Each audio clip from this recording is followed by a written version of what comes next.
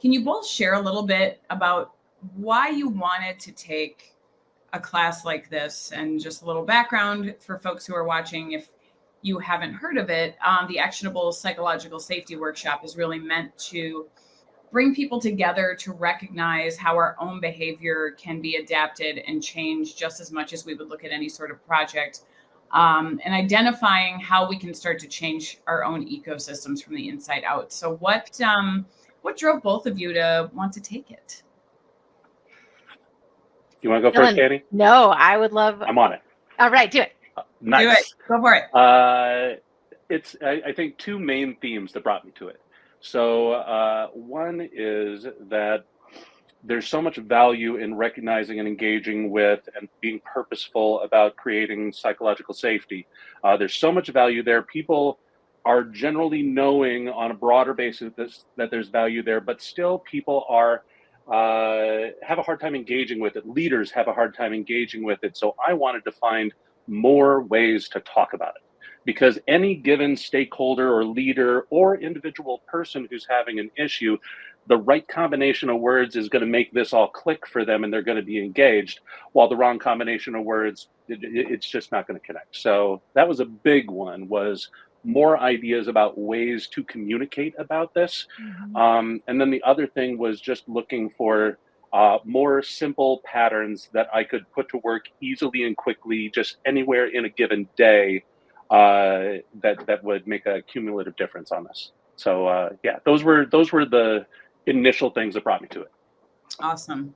Nice. Yeah, I love that, Dylan. I think that like making connections and being able to quickly plug things in that might be an easy solution in a moment where things are intense. I think that was a lot of our intent behind. This shouldn't feel like additional work. I mean, the human behavior stuff is always tough, but it shouldn't be a job on top of a job, because we're kind of behaving and working at the same time. So how do we blend those things? So I love that. Annie, what about you? I'm trying to like pull from the recesses of my brain. I have a pretty strong connection with our safety group here at Children. So we have a whole department of safety, and kind of saw the niche of psychological safety being part of that. And I think the way I came at it was almost more of a recognition of, I think we're missing psychological safety. And so what tools can I learn that I can try to implement even on a small scale, what psychological safety means and how to potentially create a team that feels psychologically safe in a larger organization, in hopes that that could cause the ripple effect for other groups or other departments, or even just a whole class of psychological safety for leaders, managers, directors, with their teams.